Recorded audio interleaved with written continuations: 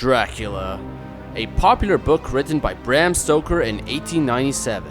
It is loosely based on the tyrannical ruler Vlad the Impaler, who held the title of Dracula in the event that he had survived and became a menacing vampire. The popularity of Dracula has exploded into different mediums, from many different movie adaptations to plays and of course video games, the Castlevania series. As such, welcome to Castlevania 101 Part 2, where we explore the whole history of Castlevania. And today we're going to talk about the sequel 8-bit Castlevania NES games.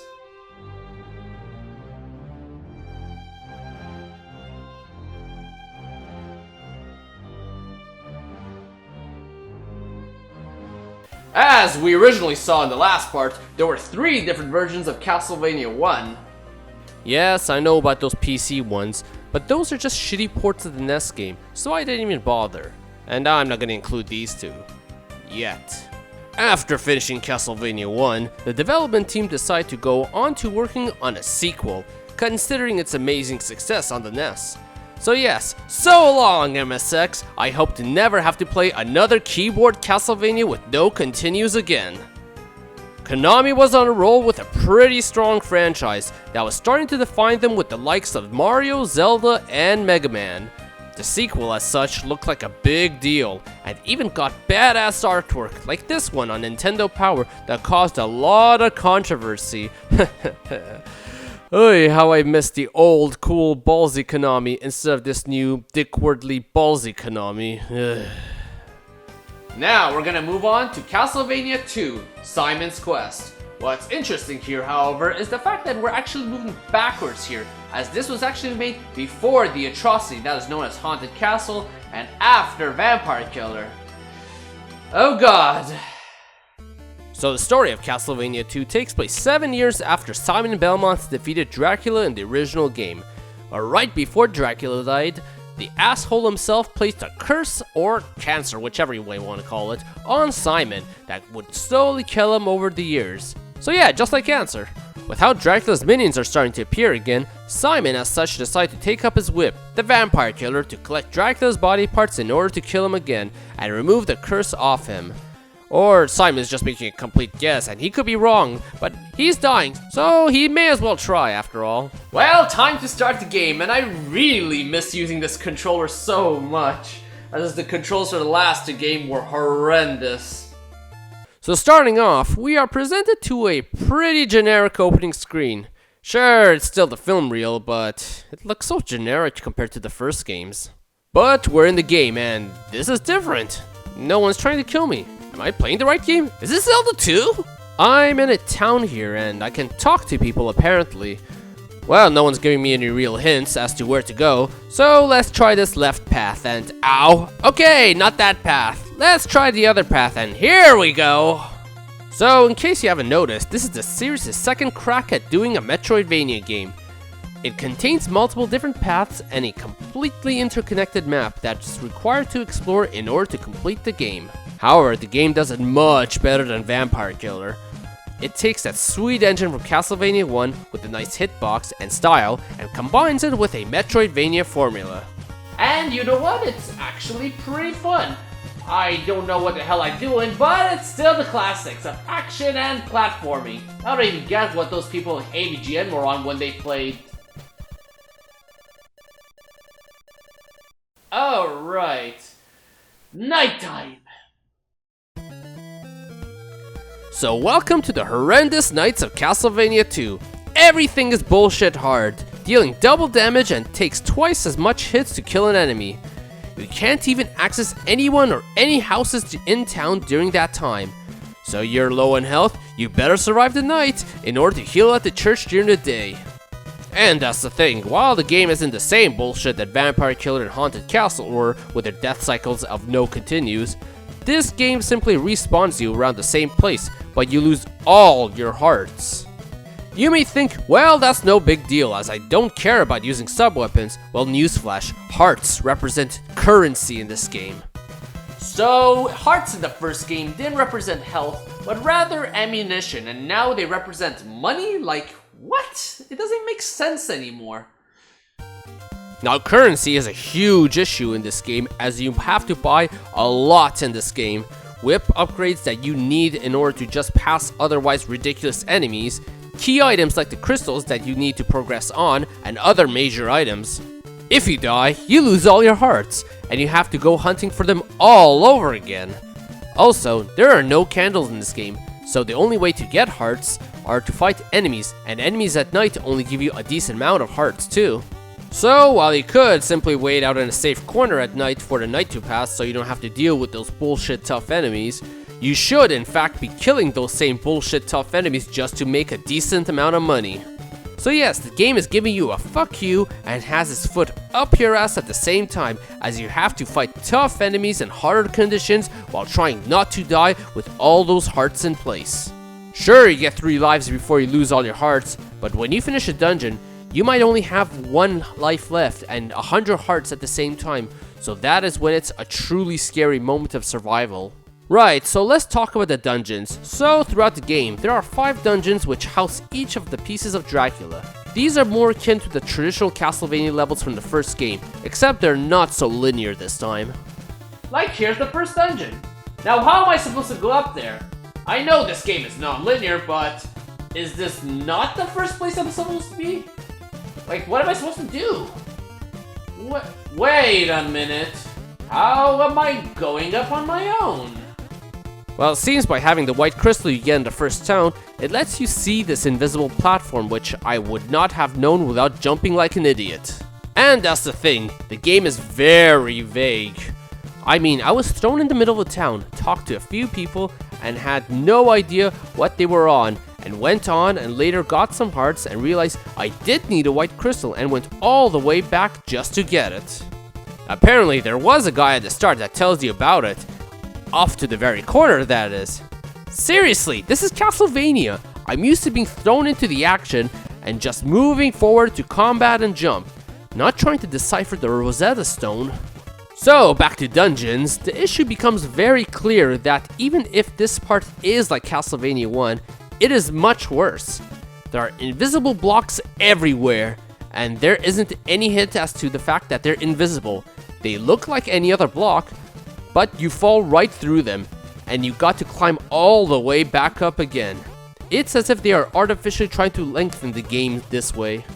Alright, at the end of a dungeon, and no boss! What? Well, this is anticlimactic. In the meantime, let's look up that remake of Castlevania 1 in Unreal Engine, mind you. This is anticlimactic.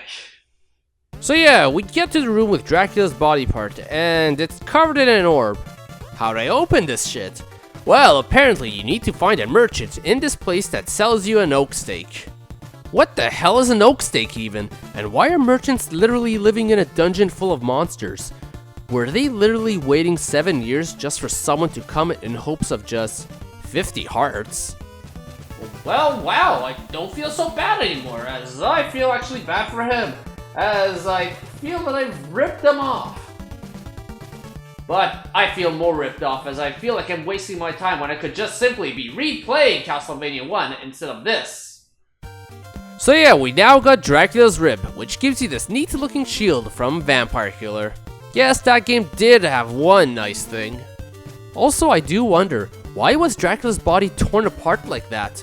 From what I remember in the Dracula mythos, all you need to do is stab him in the heart and cut his head off. No wonder Simon was dressed up like Conan the Barbarian in the first game. Upon getting the body part, you're not even transported back outside Zelda style. You gotta go through all this crap just to get out. Why? Cause bullshit.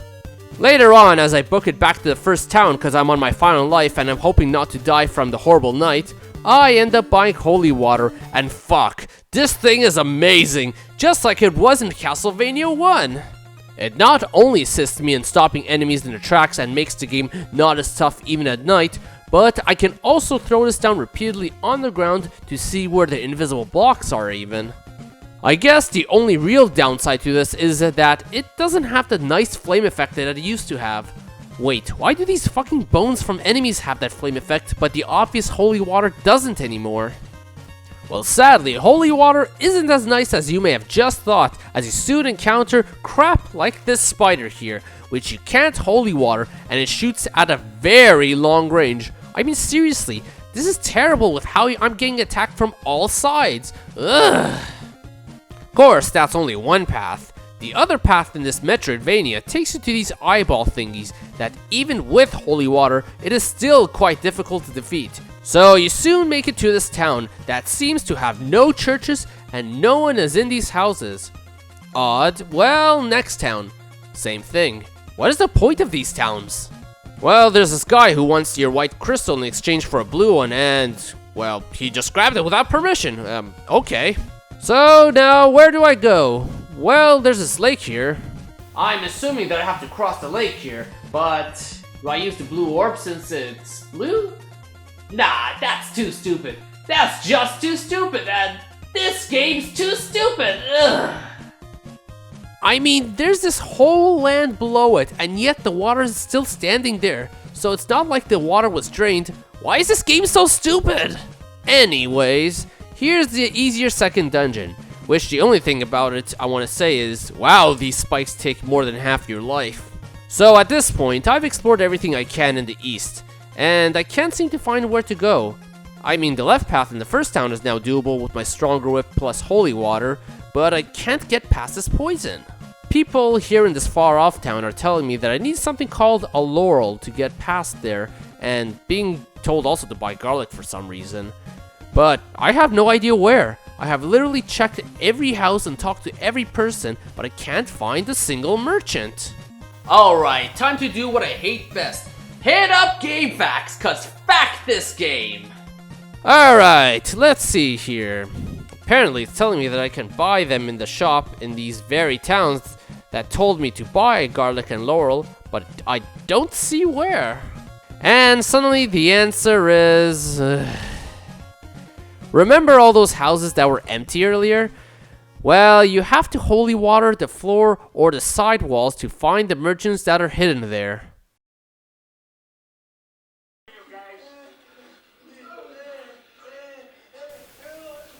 I think this game is actually making me dumber, but I'm trying to remember that I'm not actually a dumber person by watching this movie, as Konami may want me to be. You know, it doesn't even make sense here. Why would a merchant who is trying to make money conceal himself behind a wall or a floor? This is terrible for business. Like, what the flying fuck? The worst part is that I'm now seeing that there's a lot of shit to buy here, which includes a much needed whip upgrade. And so this is what this game seems to be about. Not about the action or adventure, but grinding for hearts. Hearts that I now need to buy all this shit. I even now welcome the horrible night, just so I could make much more money off those strong foes. Well, this is quite a reflection as a millennial, as a lot of what we do try to do is try to make a living, and a lot of the feasible jobs are also at night. So yeah, after getting all the stuff and crossing the poison, you reach this boatman, who can cross you over. Sure, I'll take you to a good place. What he says is suspicious, but he's safely taken me to land, so screw overthinking this. Well, after you pass a town which has some seriously thirsty women, and seeing a woman who references the Death Star. Wait, hold up! The Death Star? I mean, I get Star Wars was stated to take place a long time ago, but I guess that time clearly was 1698. And that clears off one of my life goals. So yeah, afterwards we get to this infamous wall. If some of you don't know, this is the wall that was seen in that old AVGN video. I mean, I didn't see anyone in the game telling you that you have to hold this red crystal and kneel down to warp from here. I literally had to use my knowledge from that old AVGN video to even know how to do this. Well, next dungeon. And I've already hit a dead end, which looks like the game might be pretty stupid yet again as it made another pointless path. But suddenly we're at the orb with the relic. But I've got no oak stake. But suddenly, there's the merchant. Standing off screen for some reason. So yes, remember that dead end? You were supposed to destroy that wall and hop over it, and get him to buy that oak stake. I mean, hidden paths are used usually for bonus things in games, but here is just horribly abused. Of course, the game is horribly cryptic too, so why does this surprise me anymore? Now outside, after all this crap that I've went through, comes this merchant, who upgrades my whip into a fucking fire whip. I mean, I've went through a lot in this game, but fuck, this is so badass! It's so badass that a fire enemy even dies to a more badass piece of fire. And wow, already another dungeon, which has surprisingly a boss fight. Finally a boss fight, which I could skip. Why is everything in this game so freaking anticlimactic? Ah, screw this shit, I'm fighting him. And it's still anticlimactic, as he's too fucking easy for a Castlevania boss. Well, we're done with that dungeon. Now where to? Well, this leads back to that old graveyard in the right path, meaning I came full circle. So where the hell do I go to now? From what I remember, there's only 5 relics in this game, but I've got 4 of them. So there's one more out there, but where could it be? I've explored everything. Sure, I'll take you Wait to a a minute. You've got to be kidding me! Okay, I should calm down. I really should calm down. I mean, after all, last time, I punched a hole in this wall and I did this patch job here, which isn't very good. And I don't want that to happen to the rest of this room. So I'll just keep it inside and I'll just recover with some wall meat that's still inside of there. What the?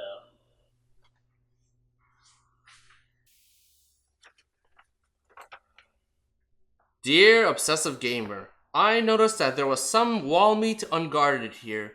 Sincerely, Simon Belmont.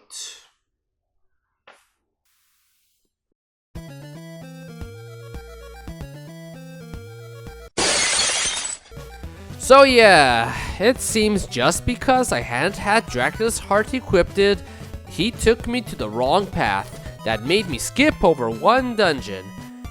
There was no one hinting at me that I was required to have the heart selected. I thought simply having it was enough. It's not like I can even backtrack back there, as I was warped from the mountain. I literally have to go through this graveyard and all the way back to that ferryman again. Finally at the dungeon! It's a pretty straightforward dungeon, but yes, it has a boss battle, and it is Death himself. But no, I'm not skipping this, as I'm in an ass-kicking mood after all this. However, what is this shit? Remember Death in Castlevania 1, who was virtually one of the toughest bosses in the series with his ruthless amounts of scythes that he threw at you? All he does now is shoot one and moves slowly. I have said anticlimactic so much that it's losing all meaning at this point. With that whole backtracking I just did, I do wonder if that is actually intentional and this dungeon's supposed to be the last one, as Death is usually the battle right before Dracula. But with how easy the enemies are here, I'm gonna go with a no, and this game just simply fucked me up. Well, we're finally on the road to Dracula, which leads us to this town where everyone hates you. Well, excuse me for killing off Dracula back then and freeing you guys off his tyranny and evil ways. It's not like I'm dying or anything as a result of sticking up for you assholes. Continuing on, at last, Dracula's castle, final dungeon time, and... right, I destroyed it in the last game. Okay, I take back a lot of the stuff I said about many other things being anticlimactic, as this takes the cake. This is supposed to be Dracula's castle and the final dungeon, but there's nothing here. Not even any platforming challenges. So once in the boss room, the body parts of Dracula come together, and comes Death. But I thought this was Death. But this guy also looks like Death. And I thought I was fighting Dracula. Why does nothing make sense? I mean, he's even throwing scythes like death. Was this a scrap death battle? I mean, he's even out-deathing death. However, Dracula is super easy. You can spam pillars of fire and he's quickly dead as it keeps him from moving. Or you can just simply throw a lot of daggers at him and he simply dies. Or if you want to go no items, you can stand to the side and just whip him repeatedly until he's dead. Wow, so this is what it came down to. I fought a badass dragon battle in the last game at the end after ripping his head off, but here I'm fighting a cheap knockoff of death called Dracula, who barely puts up a fight. Finally, we are at the credits that say that the people will be grateful to Simon. Yeah, as grateful as they were when he first defeated Dracula. Well, we're finally done this game. I just don't understand. The game has good music like Bloody Tears, some nice platforming and combat, but the game is so chock full of problems that it really hurts it. In fact, the game heavily reminds me of Zelda 2, from going to villages to how much it differs from the first game. In fact, the game came out in the same year as Zelda 2. I really wonder if they intentionally decided to copy that game, since that game came out first in fact, which is an odd choice as that is the game that is considered the black sheep of the Zelda games and the game Miyamoto doesn't even like. But is it really a bad game? I honestly can say no. It really isn't actually a bad game. You may hear a lot of people say that it is indeed a bad game, which from what I've experienced, a lot of people are actually repeating AVGN's claim to fame as their source, but some do legit not like the game. The game is still enjoyable in my opinion, but it just doesn't hold up to the level the Castlevania 1 was, but it still has fun platforming action music. Just use a guide all the way through if you want to have fun though. And with that,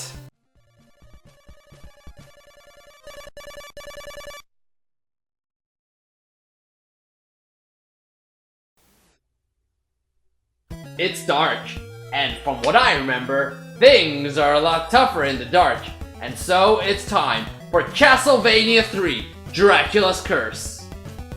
After 2 bad and 1 mediocre Castlevania game, the team, who weren't responsible for the atrocious Haunted Castle and Vampire Killer, finally decided to go back to what made Castlevania 1 amazing and improve upon it. Thus came out Castlevania 3, Dracula's Curse. Instead of continuing the story of Simon Belmont, the team decided to instead make this a prequel based on Simon Belmont's ancestor, Trevor Belmont. Just as you start the game, you see the film reel going down, flickering much better already than the Castlevania 2 generic opening. The story geniusly takes place in 1476, right around the time the historical Vlad the Impaler's real-life death happened, which, based on this, is when Dracula had just become a vampire. Don't worry, Castlevania fans, I'll plan to talk about Lament of Innocence one day.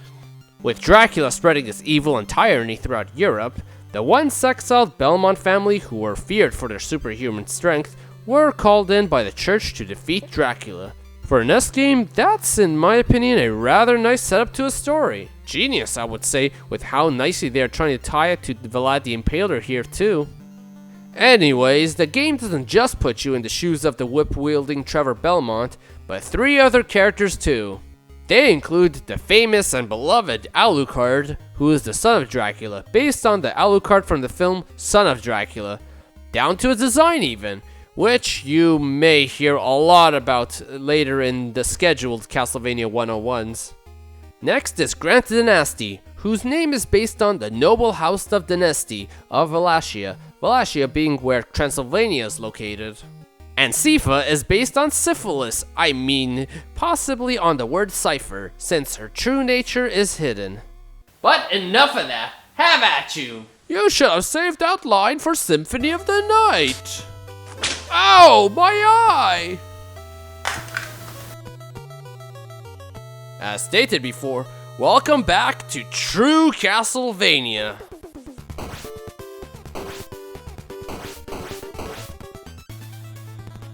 I have missed this stuff so much after not playing the traditional stuff after 3 games. The amazing, straightforward level structure is back. Nothing like Castlevania 2's cryptic shit. Combat is back to a simple yet challenging system again with good hit detection. And platforming is here again and worth something. And wow, the music. While Vampire Killer and Haunted Castle mostly used remixes of Castlevania 1's track, Castlevania 2 only had one good track known as Bloody Tears. This game, however, is jam-packed with many new and amazing music tracks too, both just as powerful and driving. It's like the dev team went, let's pretend we're making more levels for Castlevania 1. However, while Castlevania 1 is a tough game, this is the game that makes you think Castlevania was just a police academy, while this is the fucking military you are in. Like, remember Medusa heads and how tough they were when just trying to go through a hallway or platforming to dodge them? Well, they are back, but it's now tougher. They haven't changed, but the game design has made them harder. You may face them on various tough platforms now, from on top of spikes you could trigger by jumping on, to fucking stairs. The stairs are a nightmare. You can't jump, your speed is terrible, and the stairs go on for a while. So a Medusa is coming at you is a very hard thing to deal with. What's worse is that we now face a foe worse than the Medusa head. I like to call these guys evolved Medusa heads. They at first start to swivel like Medusas, but then take two large swivels at the end. They are, as such, harder to track and basically Medusa heads on crack. What the? Remember how Metroids in Metroid 2 were only a base form and had these evolved forms that were much tougher? Well, I like to think of these guys as the evolved Medusa heads coming at you now. What's worse is that you face them mostly on stairs too. Other than stairs, the level design is much tougher too now. General harder platforming, like trying to jump off this teetering platform to the other side, or levels that literally slide upwards. If you are caught at the bottom, you are dead, and that literally makes no sense why it happens. Is the tower collapsing? I mean, I guess I'll buy that. But then, why does it slide downwards instead of upwards in this one stage? To top that off, due to the NES's limitations, the enemies don't spawn until the next section is loaded. So if I go to this upward platform before the screen scrolls up or down, an enemy might pop up and hurt you. Let alone, the game at times throws multiple bosses at you. Like here, you have to face 3 bosses, one after another, each with their own HP bar. In the original Castlevania 1, that was unheard of. However, as stated earlier, you get to play as other characters too. The first character you meet is Grant, who is a pirate-looking guy who uses a knife. However, he's amazing. He can stick to walls, and using that, you can take nice shortcuts to escape these death traps as such. Take that, cheap level design. Let alone, he's a high jumper and fast hitter. For example, here's this boss battle over here. It's a tough fight with Trevor, as I can't jump over him to dodge him. But as Grant, I can jump over him easily, and giving him a quick stab to the face before moving back makes for an excellent strategy. The game also carries split paths now, which is a nice touch as it gives you more reason to replay the game now, as you can experience new levels that you may have not tried before. Later on, you encounter Sifa, the second of the other characters you can use. However, in exchange, you have to sadly give up Grant.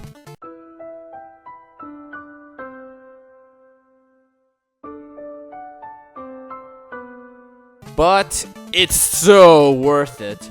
While you lose the ability to climb walls or jump high, Sifa has magic.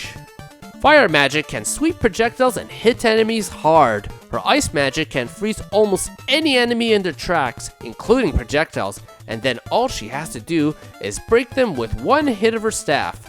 Fuck, it even freezes water so you can cross it easily rather than fight the stream that comes otherwise. Her staff may not be as strong as Trevor's whip, but it's very fast, and as such, excellent for getting rid of quick enemies like fleamen, crows, and even projectiles by spamming the attack button. Let alone, in combination with Trevor, she works very well. For quick kills and getting rid of projectiles, Sypha. For precise hits on the head, for example, Trevor. I mean, sure, I miss Grant at this point, as I now can't get to a lot of places that I could with him, but the trade-off is so worth it. I mean, why you so good, Sypha? As you may have noticed, we've been outside the whole time in forests and other places, but now comes what we've been waiting for. Dracula's castle. It is so refreshing to see it alive again, unlike the disappointment that was Castlevania 2's Dracula's castle. I mean, the entrance looks like the first games again, complete with a remix of Vampire Killer. It only feels right to play as Trevor here, even as much as I would love to play as waifu, I mean Sypha over here. So here's the hallway we're crossing right now. With how windy it is, I'm almost expecting Medusa heads to pop up. And this hallway does look very familiar, but now it makes sense why it looks familiar. We're at the boss battle with Death. I do wonder, however, is this the same Medusa hallway from the first game, as you do end up at Death by the end of it? Either ways, Death is a tough battle again, unlike how disappointing he was in the second game. Multiple scythes are back, and he's faster again, and of course, I die as Trevor. What if I try to use Sypha here? Well, before that fight, let's walk up and bust a few candles first, and whoa, what's this new spell? Oh my god, this is amazing! Just when I thought Sypha was amazing, she only got even more amazing with a broken homing attack. She even is already obliterating Death. But wait, Death in this game has a second form. He's as ruthless as ever, but Sypha is even more ruthless, as his second form also doesn't stand a chance here. These homing projectiles are amazing. Even against those evolved Medusas on stairs, it is now easy to deal with, as these spells simply home in on them, and as well kills other threats around you as well. Now what's this, boss? I am a shadow, the true self. You tell people your name is Trevor, but in fact, it is Ralph, but are too ashamed of it, cause you don't want to be name-called into Ralph Belmont Wiggum. No, you're wrong! You aren't me! Alright, final level before Dracula, which definitely is tougher with this bullshit ceiling lowering crap and soon requiring you to swing on these pendulums. I mean, wow, this clock platforming is tough. You think the clock has just stopped far enough that you can jump, but no, you have to wait just slightly longer against what looks reasonable just to be able to make that jump, let alone these pesky bats keep throwing you off. But finally, here we are, the Dracula fight. No more Death ripoffs, a real tough Dracula battle. In this Dracula fight, he makes pillars of fire that surround you. The closer you are, the more closed in the pillars are, and soon afterwards, he launches another pillar right in the middle to hit you. So if you are too close, you have no room to dodge the middle pillar. As such, keep your distance far enough to dodge the middle pillar while being able to hit his head through the outer flame pillars. Granted, it may be much harder than it sounds, as one needs to maybe get used to the timing of the middle pillar too, which as such may lead to a quick death. Well, I wasn't expecting to beat Dracula on my first try, but why am I back here again? In Castlevania 1, when you lose to Dracula, you start at the bottom of the staircase and you could simply just face him again. Here, they throw you all the way back at the last door, meaning you have to go through all these enemies and that bullshit swing platform all over again just to have another crack at him. And this is a tougher Dracula battle in the first game, and yet they want you to go through all this again just to have another crack at him? Anyways, once you defeat Dracula, his second form pops up, and this badass soundtrack pops up. You know shit's really going down now. This version of Dracula looks like it has multiple heads and thus multiple ways to target it. So the clear choice is the waifu's fire attack, which incinerates it very, very fast. But wait, if that almost seemed underwhelming for a final fight with that form, don't. You're now in for one really tough fight, a rare Dracula's third form. This fight is easily one of the toughest fights in the series. I would put it on the same tier as a death battle from Castlevania 1. He has only one weak spot on his head, and you have to ride these platforms just to get close enough to hit him with your whip. Unless you have axes, which good for you, but I ran out, so I had to start whipping Dracula. However, the fact that it is platforming is what makes it tough. Dracula fires these beams at you, so you have to dodge while riding these platforms. It's not just a fight against Dracula, but the whole design of the game coming in one, from action to platforming. I want to say this is genius, but this is such a ridiculously tough battle, and combined with having to start this whole level again, it gets really tedious. Well, as much as I'd love to beat this as a Belmont, just like how I love to beat my Mario games as Mario rather than Luigi, I might need to play as Sypha if I want to maybe beat this. And it does make a difference. While the platforming is still hard, Sypha's fire attack has a bigger range and it hits harder than Trevor's whip. As such, it now feels like a much fairer fight, even if it's still a tough fight. And Dracula is defeated! Not by the hands of a Belmont, but a Belnade. And so, the overrated Belmont stands next to Sypha, who finally lets her hair out, and seems to maybe get together with Trevor. Well, way to go! You got good taste, man. You definitely don't need to worry about her being kidnapped like Simon did in Haunted Castle. Well, that's Castlevania 3. It is so satisfying beating a game that hard. I'm forgetting something, aren't I? Wait, there was another character, wasn't there? Shit, Alucard, right! But I just beat that game. Do I dare play again? Yes. I just can't leave this game incomplete. Well, apparently there was a split path in the game that you had to choose, one leading to Sypha that I took earlier, and one that eventually leads to Alucard. First off, this path is much harder. Like, the game was already harder than the first game while playing on that other path, but this one is basically punching you in the gut every little way. Platforms are much harder, enemy combinations are much rougher too. Low on health. There usually is some meat somewhere near the boss. Why can't I find it anywhere? This mode even is taking away the one thing that keeps me from pulling my hair out. Soon you reach Alucard, who, like Grant, appears as a boss fight first, and fights a lot like his father in the first game. Well, maybe the difficulty of this path is justified because maybe Alucard is actually more broken strong than even Sypha. Yeah, that must be it. I mean, why else is Alucard so loved? Alright, here we go. No, wait, ow, ow, ow. Why don't your attacks hurt them? Ugh! Yeah, Alucard sucks. First off, he gets weapon upgrades like Trevor, which in his case results in those fireballs. You might think that is good, as Dracula's were pretty strong, but Alucard is terribly weak. His fire only does half the damage the whip does, and the only way to be on par or better is to have 2 or 3 of the fireballs hitting the enemy at the same time. Which isn't easy at all, considering you have to be right up to them and having those weapon upgrades at the same time. I mean, sure, I had Sypha and Grant attack from up close, but that was only to kill off weak and fast enemies in one shot, while these guys also had either strong sub-weapons to toss at enemies or strong magic. Alucard, on the other hand, doesn't even have any damaging sub-weapons. I mean, look at this crap! I can't even kill a Medusa head in one blow, which I usually need to do if I'm having a tough time dodging them. So this is the Alucard all you Castlevania fans are creaming about all the time, saying he's like the best character ever.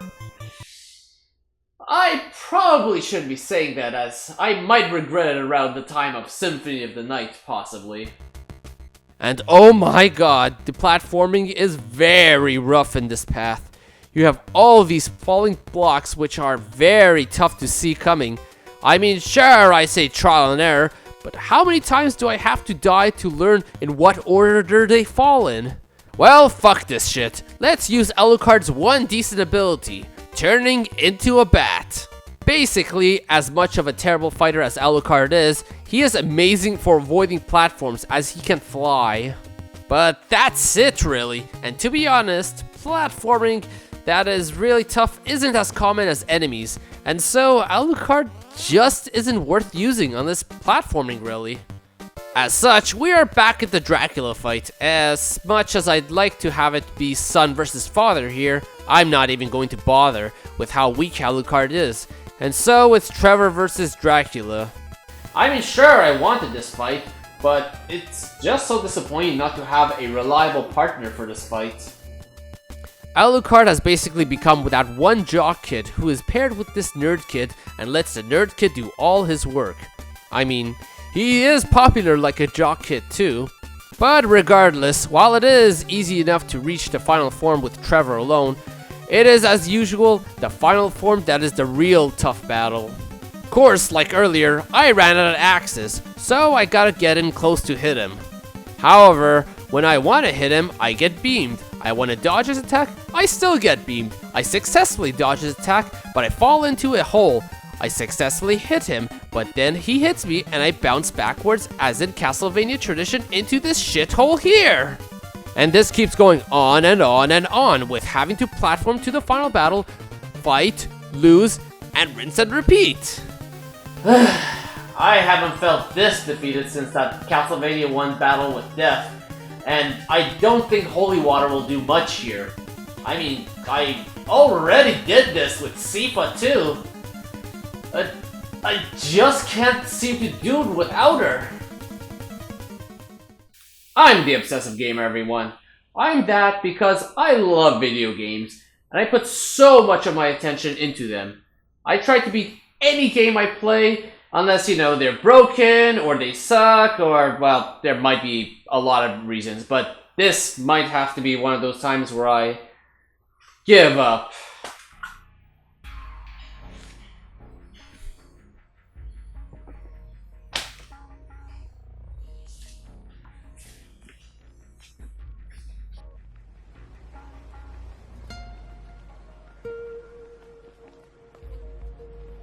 So, this is outside. I mean, it looks fine and such, I guess. I don't get why developers try to make games look like this, as there is, like, trash everywhere.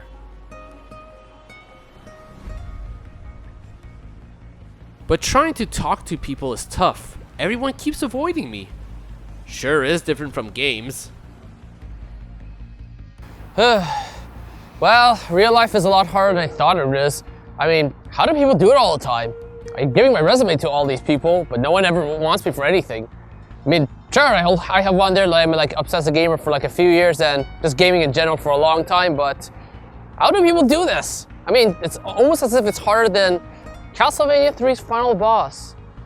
Wait, why am I even here then? I should be at home playing Castlevania 3 again. Sure, it's harder, but at least it's easier to do. I should be able to do this. You know what, let's go! Right!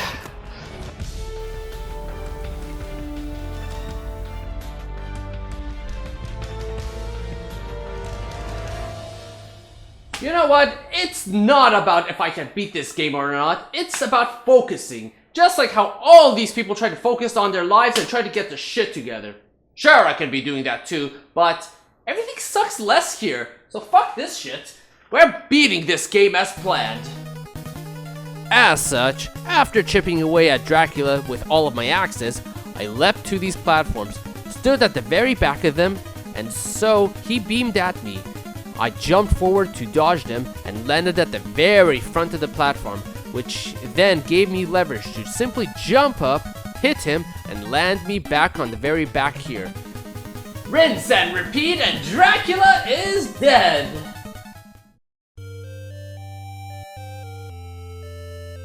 The morning sun has vanquished this horrible night. As such, at the end of the game, Alucard finally reveals that he is in fact Dracula's son.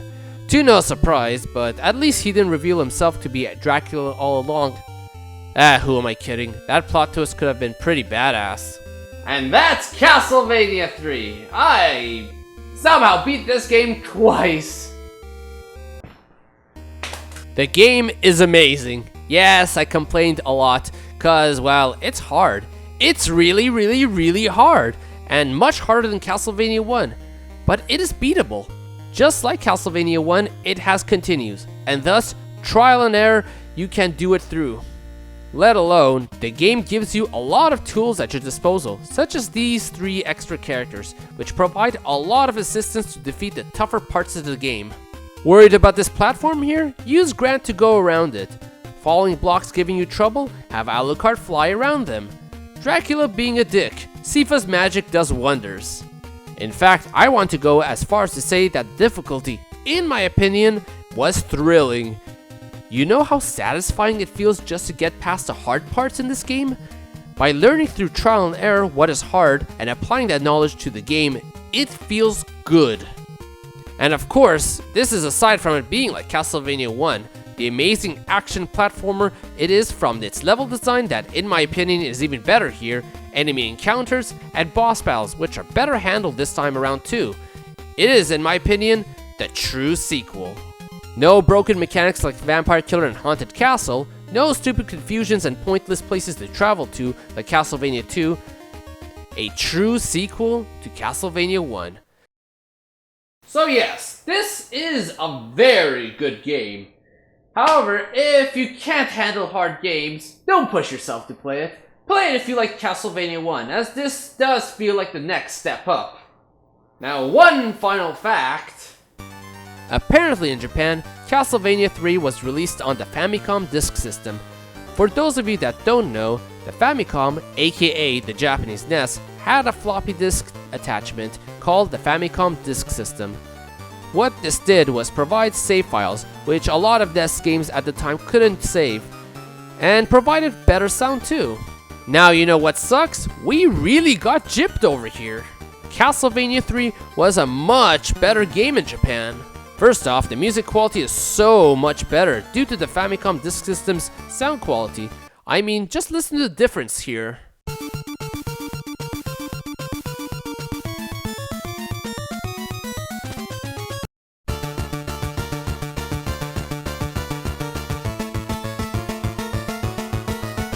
But the music isn't the only thing. The gameplay was also a bit different in Japan. Each enemy outputs a specific damage output in the Famicom version, while the NES version just outputs more and more as the game progresses, so ours was the more unbalanced game as such. Grant, while fun, was actually very amazing in Japan. He didn't just do a silly little stab. In Japan, he threw a fucking dagger, like the badass pirate that he is, as his base attack, mind you. And oh ho ho, the biggest one in my opinion is if you die against Dracula, you start right at the stairway. Yeah, that's right. No need to do that whole pendulum crap again. Just go and try again with Dracula like in the first game. The list goes on, but it's a much more balanced game, and it really shows that in North America we really had to man it out. I mean, we never even got on this version on Virtual Console. Why? And why did this even happen in the first place? Because fuck Konami. And that completes the 8-bit era Castlevania games.